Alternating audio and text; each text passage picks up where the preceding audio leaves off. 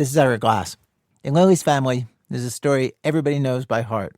If this story had never happened, all of us wouldn't be here right now. Sammy wouldn't be here. Nana wouldn't be here. Wally wouldn't be here. Anyone that we know wouldn't be here.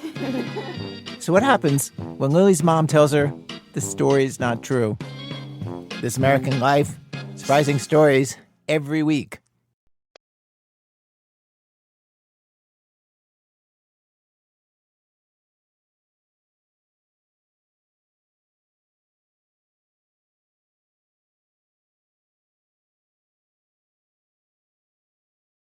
Hello and welcome to Car Talk from National Public Radio with us, Click and Clack, the Tappert Brothers, and we're broadcasting this week from the Center for Marital Bliss here at Car Talk Plaza.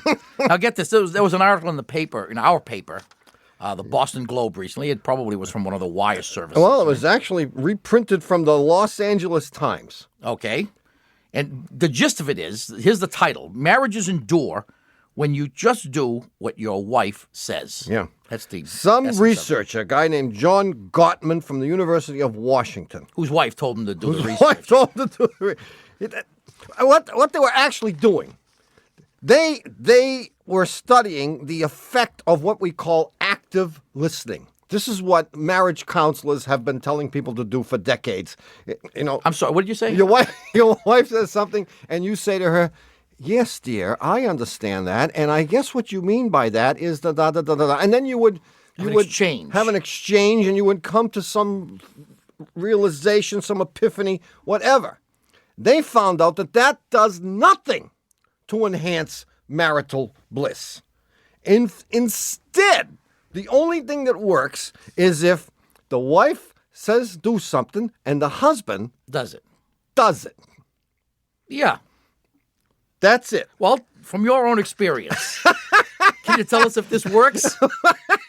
Well, first of all, it isn't clear because what it says is that those are the marriages which endure. Endure, yes.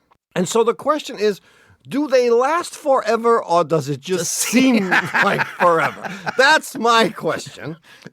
Well, it may just seem like forever. It may just seem like forever. And that's good enough. That might be good enough. I don't know. I mean, we had a call. This is a very important question. We had a call, I think it was last week, as a matter of fact, where some woman said that she always locked her car because she said, quote, "because my husband makes me." And I said, how does the husband get to be in a position where he makes her that do kind things? of power? Where does he get? I can't even get my wife to cook does dinner. Does he teach a course? How do they do that? Here's my theory. The guys who make their wives do things and their wives do them Yes. are the guys who fix things around the house. No. Trust me. No, I fix that's not things. it either. I fix things around the house Yeah? because my wife tells me to. Anyway, if you would like to talk to us, the number is 1-888-CAR-TALK. That's 888-227-8255. Hello, you're on Car Talk. Hi, this is Barry from down in Tampa. Barry. How you doing? Good. You guys are terrific. Gee, how's things in Tampa? Right now, it's actually sort of dry and sunny, Cool. but that could change within the next 20 minutes or so. I guess so. Wow, you guys had some wild weather. It did. Not near you, but close. It was close to me. It was over in Orlando. Also. Close enough. Close enough. Missed me, missed my car, so I was okay. Good. So what's up, man? Speaking of my car, in fact. Really? I during one of the big rainstorms, I sort of missed where the road started and the ditch started Yeah. Uh-huh. at the edge of the road, and I managed to completely submerge the engine compartment on the car. Oh. Did you really? This is some ditch. I did. It's Florida. We have big ditches here. This is Lake Ditch. Yeah. Uh, So you actually... Were you inebriated or otherwise impaired? I have no good stories like that to go with it. I was on my way to do the laundry. No, you're always going to have a story. You just barely hit the ditch. An alligator grabbed your tire. grabbed out and pulled you down. Oh, no, it's too late now. You It's too late probably now. didn't You even put a told. claim in. I wish I had, like I said, if I had a good story, this would all be Well, you should have called us first. more. So the entire front of the car is down in the ditch, and you didn't even get wet? Or you did? My feet got wet. Your feet got wet, yeah. The Okay. angle it was at, it filled up the floorboards I got it. in the car, but actually didn't get to the seat of the car. It was Yeah. steep angled. Okay, I Right, got the right, picture. got it. I get the whole scenario. After my mechanic drained about 8 gallons of water out of everything, I actually thought it was running a little bit smoother than it had been before I doused it. Really? And he told me one of his secrets when an engine's running rough It's to sprinkle water in it. is that, he pulls off a small vacuum tube, pulls in a little bit of water. Yeah. And I was wondering if that's like something my mechanic has in his own mind or if that's true. It's a well-known fact. In fact, there are devices which you can actually buy to put water into the engine as you're driving for this and other reasons. Well, they're used primarily in diesel engines. To what the water does is it helps to bust up carbon deposits. Mm-hmm. So that as you put water into the engine, it will loosen up carbon. But you wouldn't want to put it in like gallons. No, You'd the want to 8 put a gallons, mist. I think, was a little over. The 8 gallons was a lot, yeah. No, And it's very possible that there was enough moisture in the intake manifold and whatever, so that it loosened up whatever carbon was in there. And as a result, the thing did run more smoothly. Sure. A little bit. But it should all be gone by now, and you're probably back to where you were. Or whatever that was. He decarbonized it. It's running great. Well, except for the fact the alternator imploded a little later. Did it? Cool. But until that happened, the engine was running pretty well. What kind of a car was this? The 93 Blazer. 93 Blazer with a lot of miles on it? Over 100, about 125. Well, you're lucky that you had a Blazer, because had you had something that were closer to the ground, Yeah. you wouldn't have an engine anymore. Yeah. If I'd had something lighter, it might have skipped across the water. No, what would have happened is you would have sucked water into the engine, Mm-hmm. and then it would be goodbye. Yeah, one of the pistons coming up would be trying to compress not air and gasoline, but air, gas, and water. And you would have bent the crankshaft and busted pistons and connecting rods and blown cylinder head gaskets. I mean, nothing serious, mind you, but a few of those things would have happened. Yeah. So you were very lucky to have not sucked water into the engine. Oh. Yeah.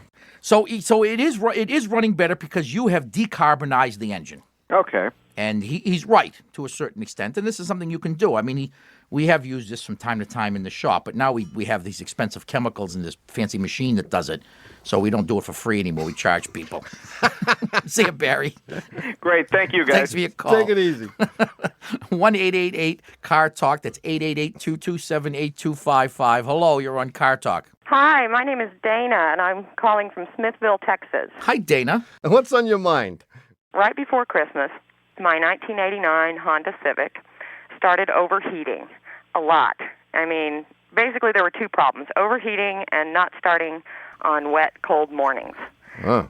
So my husband, handy guy that he is, replaced the distributor cap, Good. and that helped with the starting, but we were still overheating, especially on the highway. So, with the help of a friend's brother, who is a Peugeot mechanic, we finally identified our problem as a cracked radiator. Sure, that's good. We'd taken it to a cheap oil change place, and somebody looks like it put all his weight on top of our radiator and cracked it. Oh, you want to blame the guy? Oh, yeah. At Quickie Lube.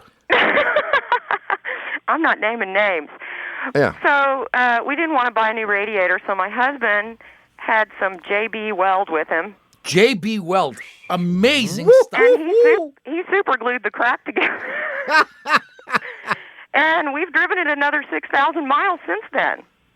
Sure, why not? Okay, well, here's my question. Am Yeah. I driving a death trap?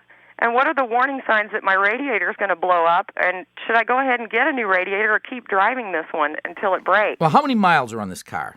158,000. Wow. I'd stick with the J.B. Weld. In fact, I'd lay another coat on top. I don't know what's in J.B. Weld, but one of my guys at the shop uses it to fix everything. It does work. It works. Right. Yeah. Sole comes off your shoe, J.B. Weld. Break a wrench, J.B. Weld. We fixed the toilet with it.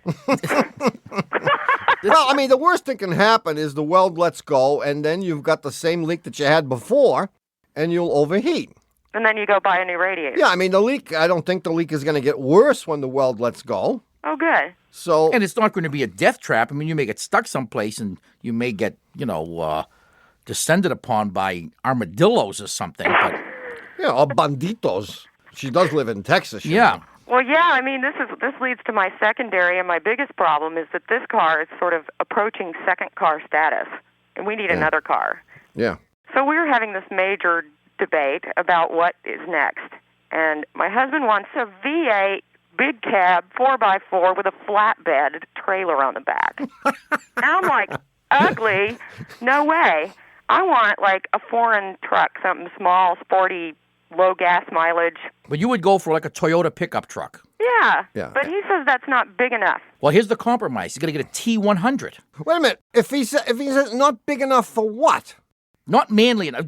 Not big enough for whatever. I think it's a for whatever. So it's It's not a that it's macho not. thing. It's not that it's not big enough to carry the 25 tons of manure that we have to haul back and forth. It's just not big enough. Period. Because it's got to be big. Right. You know, I have to say that I am morally, ethically, and emotionally opposed to pickup trucks of all kinds, all sizes, all shapes. A pickup truck, unless you're picking up stuff, Well, is we a would be stupid picking- way to travel. No, because you may pick up stuff. For example, you're driving down the you road. may pick up stuff. It's trash day. Someone has put out on the curb a nice armoire. If you're driving your Suzuki Swift, you ain't picking up no stinking armoire. That's You have true. to go. You have to go to the Ryder truck place, rent the truck. By the time you come back, It's gone. The guy with the '74 Scottsdale has picked it up. Yeah, and I'm tired of it. You know, there's like a rope on the back of my Honda, and last week he drove in the driveway with a dead pig hanging off the back of my car. Oh, jeez. Yeah. So I would suggest a T100. T100 is a compromise. Okay. It's not one of those. It's not the little truck, and it's not as big as a monster truck. I don't agree with anyone who wants to buy a manly, ridiculous pickup truck. But in this case, I have this feeling, unencumbered by the thought process, I have this feeling that this is very important, and I wouldn't fight it if I were you. Well, I do respect instinct. Yeah, well, I got it, man. That's all he's got. That's all I'm Yeah, working in on. fact, I got a note the other day from someone that said, your brother's comments are always insightful. INCITE. Good luck, Dana. Thank you. Bye. Bye. Hey, the puzzler answer and more calls are coming up right after this.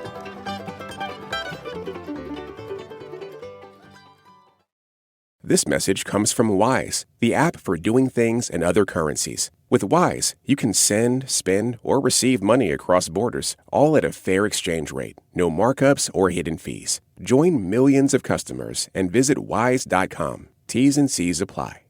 This message comes from Monday.com. Work management platforms. Red tape, endless adoption time, IT bottlenecks. And after all that, nobody really uses them. But what if you didn't hate your work platform? What if you actually loved it? Monday.com Work Management Platform is different. You can make any changes you want and adapt it to your needs in an instant. No admin middlemen. That's why people actually love using it. Monday.com, the first work platform you'll love to use. You want to follow what's happening in Washington, D.C., but you don't want to be scrolling your phone all day. I'm Scott Detrow, and NPR has a podcast that can help. It's called Trump's Terms. Stories about big changes the 47th president is pursuing on his own terms. They're short, they're focused episodes that tell you calmly, factually, what is happening and what isn't. Listen to Trump's Terms from NPR. Hi, we're back. You're listening to Car Talk with us, Click and Clack, the Tappet Brothers. And here's the answer to last week's puzzler, which we haven't even discussed up until this point. Usually, Right, there's a usually you little say, I'm going to intro. give you the answer. I'm pretty remember soon, the puzzler? do you remember? This way, bingo. do you remember? Why diddle around? Why beat around the bush? You got the answer to the puzzle. Just tell us what the heck it is and stop with all the nonsense. Okay. Well, anyway, this was sent I've to been us. reading Susan Powder's book. Stop already. Is that what it's called? Stop the insanity. Stop the already. Yeah, already. This was sent to us via cyberspace from Roy Richard, and he writes, and I quote, Oh, this one. I remember this one. while driving around Luxembourg on a recent trip to Europe, how much could you drive around Luxembourg? An hour. No, maybe less. I caught a glimpse of a billboard that immediately brought Car Talk to mind. The billboard was brightly colored with a cartoon of a pig on the bottom. Red herring. Red herring. Yep. But it wasn't just the pig that brought Car Talk to mind. Across the center of the billboard was written an equation. The equation was D, big D, equals the quantity V over 10 in parentheses squared, all that business, not all that business, just the stuff on the right side of the equation, divided by 2. Got it? Yeah. D equals V over 10 in parentheses squared divided by 2. Huh. I got it. And he says, remembering a discussion on car talk of a couple of months ago, I immediately knew what this was all about. The question very simply is, what was it all about? I mean, first of all, I am struck by the fact that any country would think that there were enough people driving around who would even know that it was an equation about anything. Well, I was reading an article in the paper recently about how poorly American kids scored in science and math tests. Yeah. They were like 97th out of 91 of all the nations tested. And all the European nations typically do much better. Yeah. I looked for France, and they were unfortunately right up there. But Europeans in general, I guess, were a lot more literate in mathematics than we Americans are. I guess so. And what this equation means is the distance that you should trail another car on the highway is determined by taking your velocity in kilometers per hour. So let's say it's 100. Say it's 100 kilometers which is per 60 hour. miles an hour in our lingo. Yeah. Divided by 10. Okay, so that gives me 10. You square Squared that. is 2, is 100. Divide that Divided by 2. 2 is 50. Yeah. So if of course, the units are all wrong, but that's all right. That's all right. But it means if I were driving at 100 kilometers per hour, which is 60 miles per hour, I should be 50 meters or 150 feet, Roughly. behind the car in front of me. There you go. Cute, huh? Wow. All right, what's the equation? You remember it? D equals V over 10 squared, all over 2. Because by most people were trying to do the math, they'd crash into the guy. Hey, who's our winner anyway? We have Winner. a fabulous prize, and who got it, Tommy? The winner is from Luxembourg, someone named Diane Swan from Easton, E-E-S-T-O-N, not Eastern, but Easton, Maryland, and for having her correct answer chosen at random from among the thousands of right answers that we got this week, Diane is going to get one of our 10th anniversary Car Talk t-shirts that says Car Talk celebrating 10 years of bad car advice. She's going to get that in the don't mail forget, any Diane, month. it's the spring cleaning is coming up, and these are great to do your windows. Oh, and for cleaning the car? These are lint-free. Lint-free? Yeah, you wash the car down and you wipe it off with, There you go. with this t-shirt. Anyway, It's about the only thing that's good. we'll have a brand new automotive puzzler coming up in the third half of today's show, so don't touch that dial. Are we in the meantime- second half yet? No. Not really. Not yet. No. Don't touch that dial. In the meantime, we'll take your calls at 1-888-CAR-TALK. That's 888-227-8255. Hello, you're on Car Talk. Hello, Tom and Ray? Yeah. Yeah. This is Norm. I live in Incline Village, Nevada. Incline. I've been to Incline Village. It's near like Reno, right? It's on the Tahoe. north shore of Lake Tahoe. Yeah. As you're leaving California, that's the first town you come to. That's right. Yeah. Yeah, it's Now, up let there, me guess. snow Let me just country. guess here. Is I'm it sorry, on what? like a hill, this town? Not really. No. Isn't that where Ben Cartwright lived? Yeah, he used to live down the street from me. That's what I thought.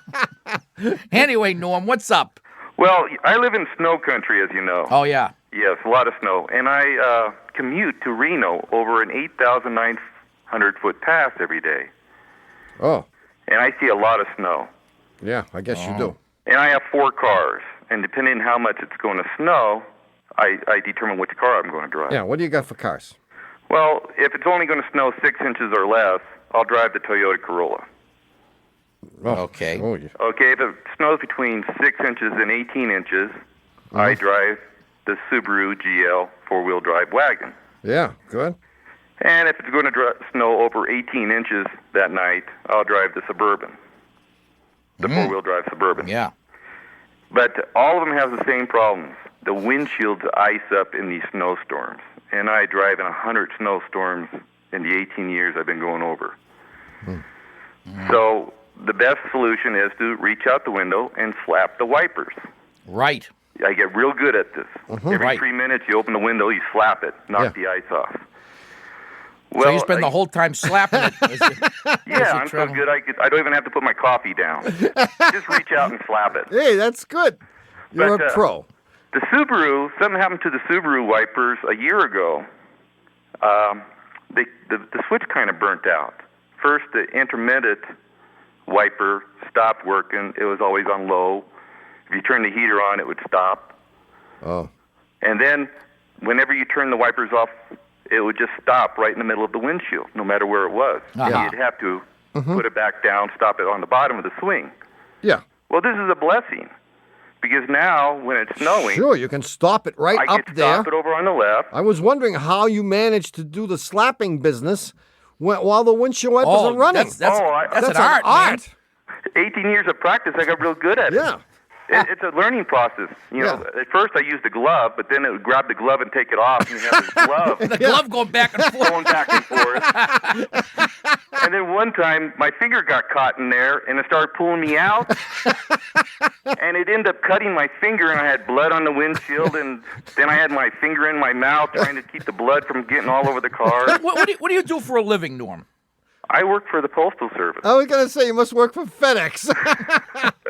You work for the Postal Service. You're a mailman, basically. No, I work nights. I'm a clerk. You're a clerk. Yes. So you have to get in there because... The mail must go through. Whether dark of night or snow or sleet or whatever that stuff is. Oh, yeah. The mail must go through. Well, okay, my question is, how do I break the other windshield wipers on my other two cars so they'll stop whenever I turn the switch off? Oh, that might not be too hard to do. No, all you need to do is put a toggle switch on the dash, which interrupts the ground circuit. Oh, you could do it that way. That would be the easy way to do it. I was thinking of the hard way, which would be to get right to the mechanism that makes it park. Well, I know how to do it. How? Turn the key off. You can turn the key off and lose all power steering, power brakes, and everything else. But what makes it park is a capacitor. Well, not all, but yeah. I think they all have it. Gee, There has to be a switch that determines that it's at the bottom of the swing and turns itself off. Well, here's what you do. See, when you turn it off, it's got to still have electricity coming to it to make it park. We call it park. Right. So that if it's up at the top of the stroke, it needs electricity to get back down to the bottom. And the way it gets the electricity, I think this is true for most of them, is it has a little capacitor, which is always charged up, and it uses the electricity in the capacitor to make the thing go back down. So if you find the motor someplace, you know where that is. Yes. Well, where's the capacitor? The capacitor should be near it. No, You don't think so? No. Where is it? Well, I don't know. it's maybe in it. It might be in it. Yeah. So well, call the disconnecting- dealer. If you could call the dealer and find out where the capacitor is, all you got to do is get rid of it. Get rid of it. And it'll stop wherever you stop it. Okay. You think so? I think so. I like this. Well, I'm not so sure they all do this because most of them have a relay now to do this, and there may be circuitry in there that you don't want to mess with. How about this? How about you reach out and fling a handful of salt on the window? Yeah, you could do that. Or you could take the wheel weights off of one wheel so that the car just... Hey, this is a Subaru. It vibrates anyway. Let us know how you make out. If cutting the circuit and putting a toggle switch in works, can we patent it and sell it as an accessory? No, on you this can't SUV? patent a switch and a piece of wire, unfortunately. I know because I've tried. We can try, but I don't think we're going to make... You'd have This to put is not flashing lights on it or something. Yeah, we're not going to get rich doing this, Norm. Oh, No, and there are only 4 people in the country that want them, and I'm one. and you're 2 of them. Yeah. See you later, man. Thanks a lot. Good luck. Bye-bye. Bye. We'll be right back with more calls and the new puzzle right after these important messages.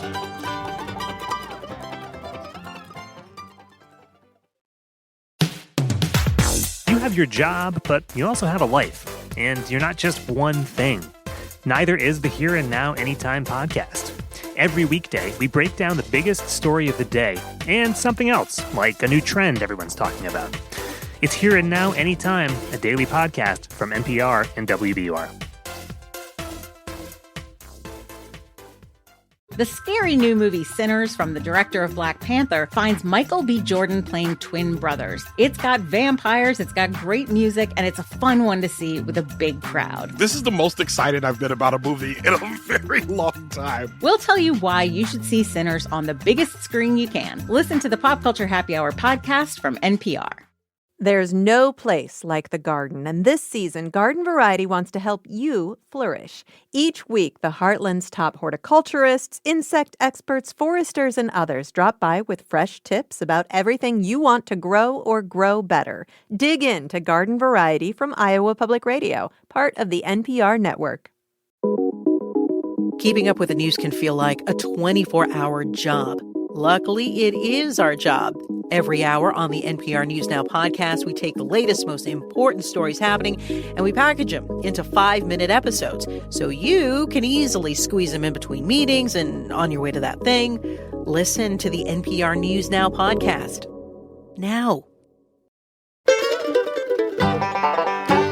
We're back. You're listening to Car Talk with us, Click and Clack, the Tapper Brothers, and we're here to discuss cars, car repair, and Don't surprise me like that. When I got a mouthful of stuff and you just yell like that. Well, that's why I did it. I almost choked. And the new puzzler. The new puzzler. Which you said would be semi-automotive. I remember. See, you thought. Well, here it is. I'll try to make it brief because I think it has the potential to be rather lengthy. Oh, okay. So get right into it. Long ago. Don't let anything stop No, you. I won't. mean, don't be interrupted. No, I won't. Just get into it and just go right to the end without stopping. I will. Long ago. Tell us what the question. Long ago in a galaxy far away. Yeah. A Ford galaxy, that is. Our pal Krusty was driving to what was to be his wedding ceremony up in the wilds of Maine. He's driving along this lonely, unimproved, as they call it, country road. Got it. Euphemism for dirt and potholes. Yeah. And while driving along, he drifts into a state of euphoria. Euphoria is right on the border of Maine, right between Maine and New Hampshire. An incline village. And he drifts into this state of euphoria, thinking about the marital bliss that awaits him. At least the 2 weeks. He was terrified, in other words. At least the 2 weeks until she figures out he doesn't bathe. So there he is. He's driving along and he's daydreaming, and in this state of euphoria, and he hits a rock in the road, a big rock. It tears open his gas tank. Oh, huge gash. He gets out of the car, runs to the back, and says, "Oh, fudge!" And he realizes that the gasoline is pouring out at such a rate that he's never going to make it to the wedding. And he knows if he doesn't make it, she's not going to hang around because he's what? Yeah. A loser. And he doesn't know how he hooked her in the first place. So if he doesn't get there on time, he's done for. She's going to have that extra 2 minutes to think about it, and she's out of there. She's out of there, exactly. Yeah. So he opens the trunk to figure out some way to get himself out of this problem. He starts pulling out. He's got like another transmission in there, starter motor, raccoon coat with the raccoon still in it. And there's nothing. His tool kit. And he stands there and he looks down again. He sees the gas pouring out and he realizes that in 5 minutes he's going to be done for. Absolutely done for. Yeah. He runs to the front of the car, throws open the hood, and with a few tools in his hand, in a few minutes, maybe even less, maybe a minute, yanks something out from under the hood. A minute later, he's driving away and makes it to the wedding on time. Now, he didn't yank out the fuel pump, nor did he yank out the carburetor. Those are 2 hints. But he yanked out something, evidently maybe used this. I don't need to give any further hints, do I? No. You don't have to give any. Suffice it to say, he opens the hood, he yanks out something. He removes a part. And a few minutes later, he's on his way. He closes the hood. Yeah. And drives away and makes it to the church. Well, that's a big hint. He does not go back to the gas tank. I didn't say that. You said he closes the hood. No, he yanks something out from under the hood. Yeah. And in a few minutes' time. Yeah. I didn't tell you what he did with that few minutes. Okay, that's what I wanted to know. And in a few minutes' time. He's driving away. He's closed the hood. Yeah. And he drives away and makes it to the wedding on time. Therefore, today there is a Mrs. Krusty, and there wouldn't have otherwise it only lasted 2 weeks. Now, if you think you know what Krusty did, okay. And it worked, I might add, beautifully. Yeah. Go ahead. Yeah, I love it. If you think you know what he did, Mail us your answer at Puzzler Tower, Car Talk Plaza, Box 3500, Harvard Square, Cambridge. Our fair city. Matt 02238. Or you can email us your answer from our website, cartalk.msn.com. Just click on the Talk to Car Talk section. And if we choose your correct answer from among, if we choose your correct answer at random from among all the correct answers, you'll get one of our new Car Talk t-shirts featuring the slogan, celebrating 10 years of bad car advice. Hey, you know what it's time for? Time to appeal the death sentence the AARP gave you? No. It's time to play Stump the Chumps.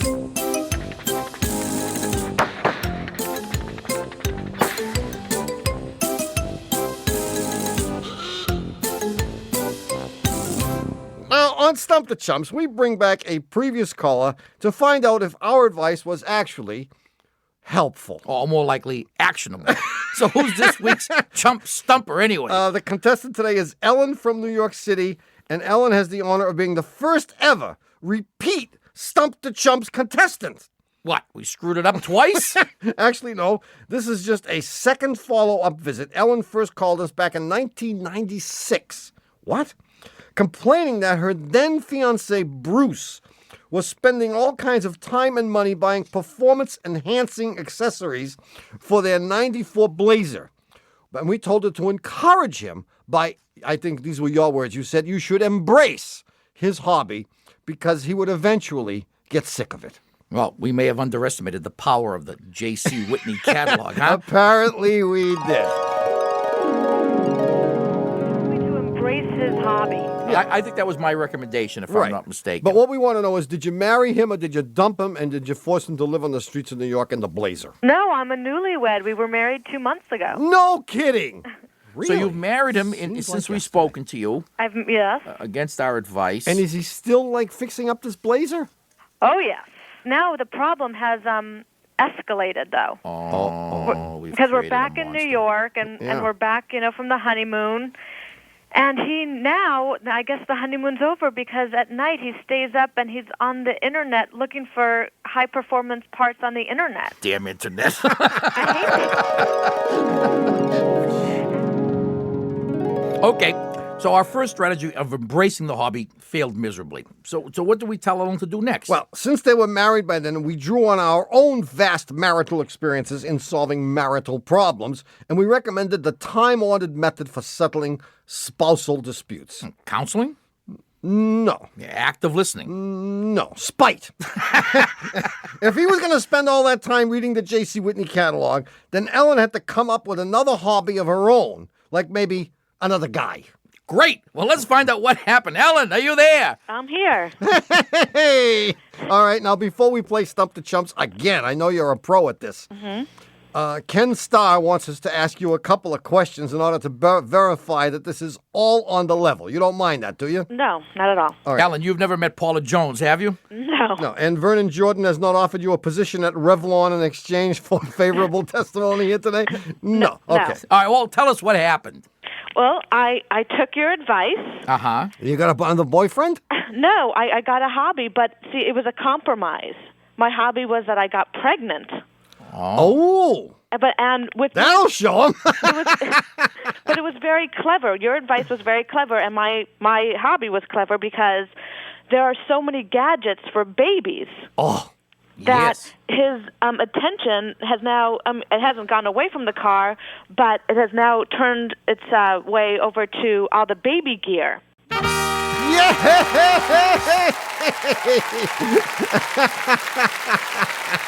Well, I realize that this is a trick that women use to get husbands, to snap husbands out of their childhoods. Well, why didn't we think of this, actually? I mean, she had to come up with the idea of what the hobby was. We didn't. I don't think we deserved that round of applause.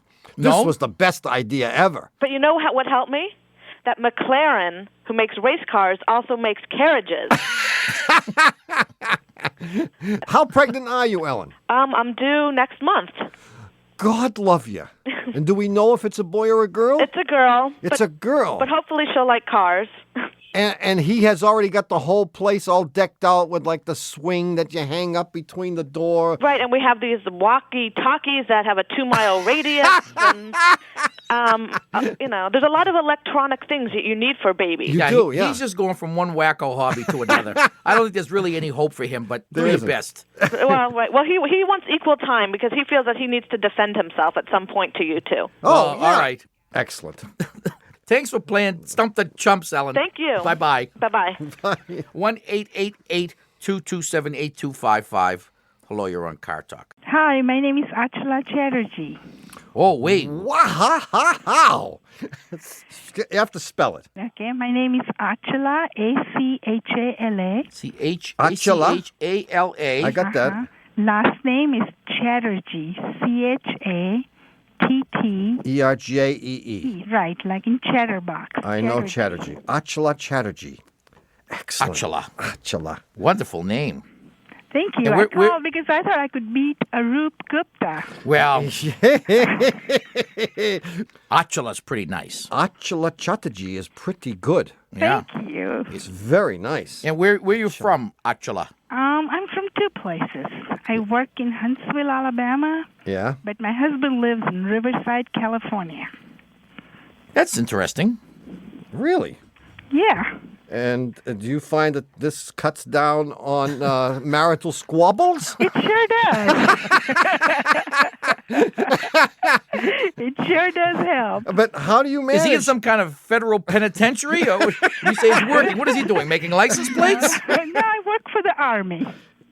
He works for the Army. No, I work. Oh, you work for the Army. I work for the Army. So your actual home is Riverside, California. Well, kind of. So you're engaged in like biological warfare things in No, Huntsville. we're not. No? We make missiles in Huntsville. Oh, missiles. Oh, that's all right. Yeah, anyway, no. I'm sure you called with some serious automotive problem. And I have a '95 Toyota Avalon. Nice car. And it's a real nice car, but my husband gets to use it because it's in Riverside, California. Yeah. And we have a house in Riverside, California, too, that has a real steep driveway. Yeah. So when we leave the garage and go up the driveway, the bottom of the car kind of scrapes on the driveway. Yeah. And my husband has perfected this, kind of semi-perfected a technique where he'll make a sharp right turn right at the top. Yeah. And then about 90% of the time he doesn't scrape it. I almost always scrape it at the bottom. Yeah. Well, eventually, what's being scraped will get scraped off. It will be and gone. It won't hit anymore. I mean, what could be hitting? There's not much back there. The muffler, the tailpipe. It's part of the exhaust system that's hitting, or maybe even the bumper. It's the exhaust system that's hitting, I think. Don't even worry about it. Not worry about it? Yeah. I thought I could put a bigger tire on it or put something that'll make my car rise up or something. Jeez. I mean, first of all, you really shouldn't worry about it. But if you are concerned about it, I would have one person stand at the end of the driveway while the other person backs the car up so you can precisely determine what it is that's hitting. Okay. And then take a hammer and put a professional's type dent into this thing so that it will no longer hit, and then forget about it completely. Well, it may be that a large part of the muffler is hitting, in which case you've got to do something. Well, if it's a really steep thing, I would think that something at the very back of the car is what's hitting, and the thing that's the furthest back in the car is the end of the tailpipe. And then hardly worth mentioning. But that's not the piece closest to the ground. The tailpipe comes out of the middle of the muffler. The piece closest to the ground is the body of the muffler itself, and that's what's hitting. You can try to cave that in with some scientific blows. Would that affect working of the muffler? Not really. I mean, you're doing that anyway. Yeah. Yeah, I mean, Isn't there something less drastic? well, you know, back in the old days when cars had like normal suspensions, you could put in load leveler shocks, which had an extra coil spring, and you could raise the butt end up. You could put in air shocks. You could put in what are those doobers that we used to stick in the springs when the springs would collapse? Yeah. Spring savers or whatever. Spacers. Yeah. But you can't do any of that to this car, really. No. I mean, you could put a larger tire on it. That's your only hope. But it won't. Yeah, but then the tires will probably start hitting the fender well. So here's the solution. We need a picture of the driveway. Okay, I'll send it to you. Yeah. I'll send you the And picture of the preferably a picture with the car just hitting.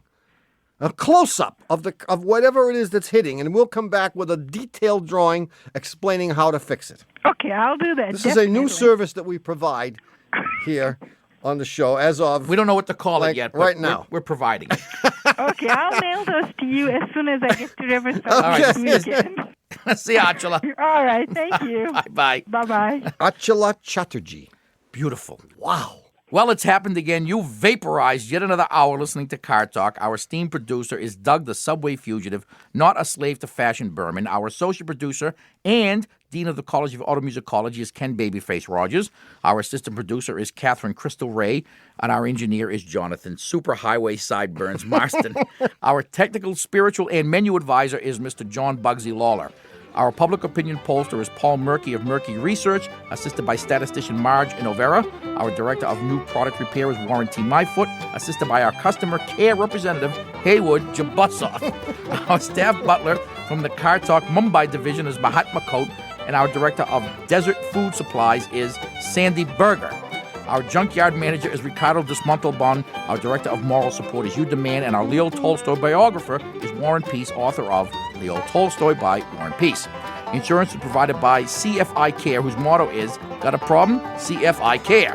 Our chief counsel from the law firm of Dewey, Cheatham & Howe is Hugh Lewis Dewey, known among the unemployed astronomy majors in Harvard Square as Huey Louie Dewey. Thanks so much for listening. We're Click and Clack, the Tappert Brothers.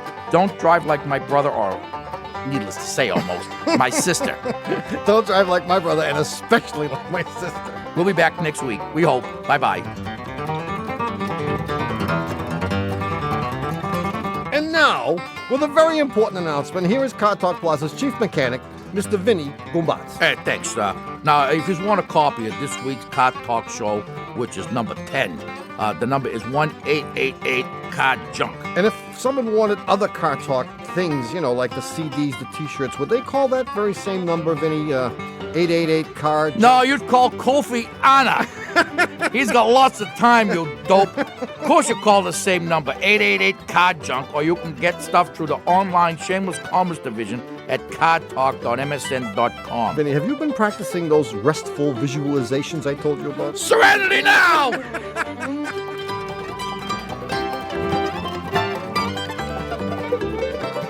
Car Talk is a production of Dewey, Cheatham & Howe and WBUR in Boston. And even though Robin Lustig is grateful that he works for the BBC whenever we say it, this is NPR, National Public Radio. Imagine, if you will, a show from NPR that's not like NPR. A show that focuses not on the important but the stupid, which features stories about people smuggling animals in their pants, incompetent criminals, and ridiculous science studies. And call it Wait, Wait, Don't Tell Me because the good names were taken. Listen to NPR's Wait, Wait, Don't Tell Me, yes, that is what it is called, wherever you get your podcasts. Want to know what's happening in the world? Listen to the State of the World podcast. Every weekday, we bring you important stories from around the globe. In just a few minutes, you might hear how democracy is holding up in South Korea, or meet Indian monkeys that have turned to crime. We don't go around the world, we're already there. Listen to the State of the World podcast from NPR. Cell phones, cars, coffee. How do these goods make their way to us from overseas, and what will President Trump's tariffs mean for their price tags? Join the 1A podcast as we explore supply chains and costs associated with some of your favorite products. It's our series, How Did This Get Here? Every Wednesday. Listen to the 1A podcast from NPR and WAMU.